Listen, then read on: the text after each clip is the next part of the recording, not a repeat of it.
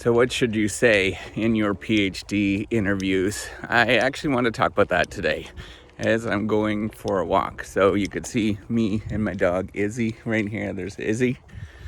I just wanted to talk about what you should actually say in your PhD interview. And it's actually pretty easy to sort of think about these. I think there's there's actually really only one critical thing that everybody is thinking about if you're on a PhD interview. And I'm going to talk about that in the next little bit here. So if you don't know me, I am Professor Dave Maslach. I'm Associate Professor of Innovation Strategy and Entrepreneurship, and I created this whole Reciprocity Project to give back as much as I possibly can.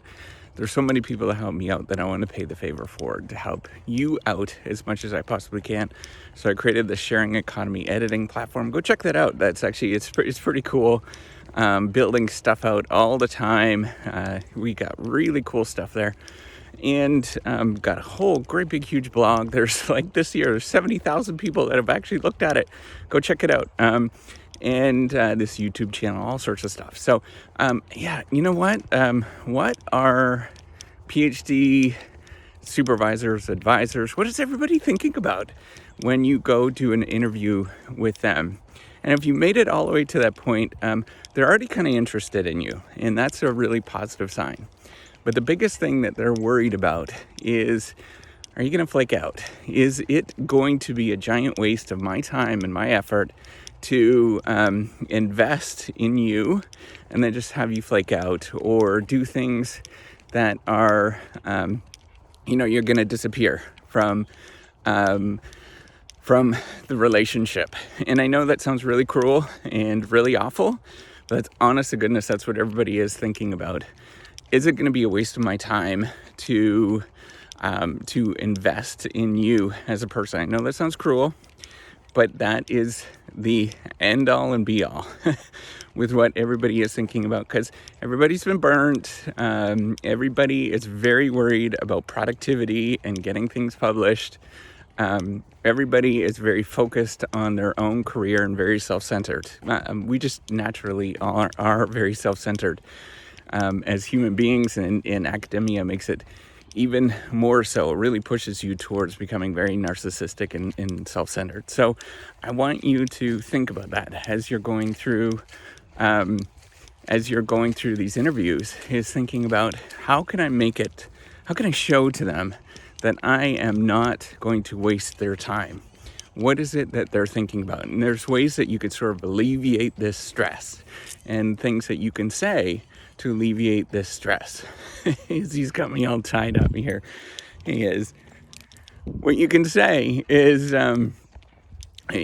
actually read their work and go into it reading their work. That's going to be the first signal that you've actually spent some time to understand who they are and what they're about. And if you've actually read their work and you can say a few comments about, hey, you know what, that's really cool. That's very exciting of what you're working on. And I would actually like to do this and help you out. That's going to be the biggest sign. And honestly, that's I cannot stress this enough, how important it is for you to do that, to actually read, to understand those people, and get a sense of who they are, because that's going to be the first sign that you've actually done homework. And then the second thing is to ask interesting questions, or to show that you're doing something that's interesting, that you've actually demonstrated that you can do the work, that you've actually put in time to understand what this thing is all about. So what we're going to be doing, or what people are looking for, is screening on, do they understand what research is about? That's going to be a really big thing, to be honest, because you have to demonstrate that you actually know that you've done that. So looking at ways that you've done a little bit of research, that you've actually read some of the things, figure out what are the latest journals in your area, and read a couple of those articles that are the best journals in that particular area that you're looking at. I can give you some hints for the field of strategy, and that is like Strategic Management Journal, Organization Science, Administrative Science Quarterly, Academy of Management Journal. There's a bunch of them that are like that, and you can kind of read a little bit of get a little sense of what they're about. And once you do that, American Economic Review, there's a bunch, or American Economic Journal, like there's a bunch of them. But what you're looking for is demonstrating that you understand what the field is about and what research is actually about.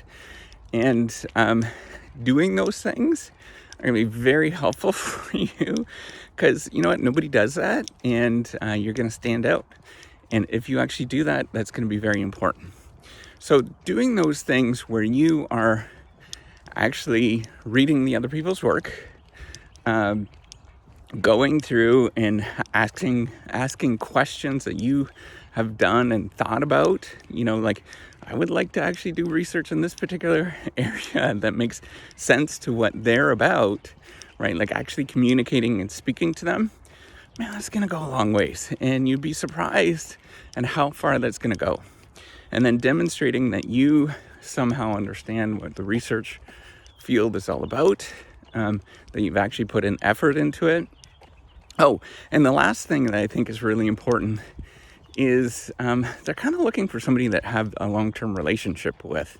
I know that seems really like weird, but these things take a long time. So if you're thinking it's going to take you a year to publish a paper, you're completely nuts. That does not happen. You might be extraordinarily lucky to have that occur, but you're thinking that it's going to take at least 5 years from the time you actually start doing something to the time you actually get it published. But often it's probably going to be a little longer than that. Don't be surprised if it takes much longer than that. Izzy's caught up again. So just know that. That's what they're thinking about. Are you going to flake out? Are you going to be a total waste of my time? And the more that you can help them and demonstrate that you can actually help them, right? Like actually be a resource. Man, you're going to go a long ways. That's what they're thinking about. It has very little to do with you. They're thinking about themselves, right?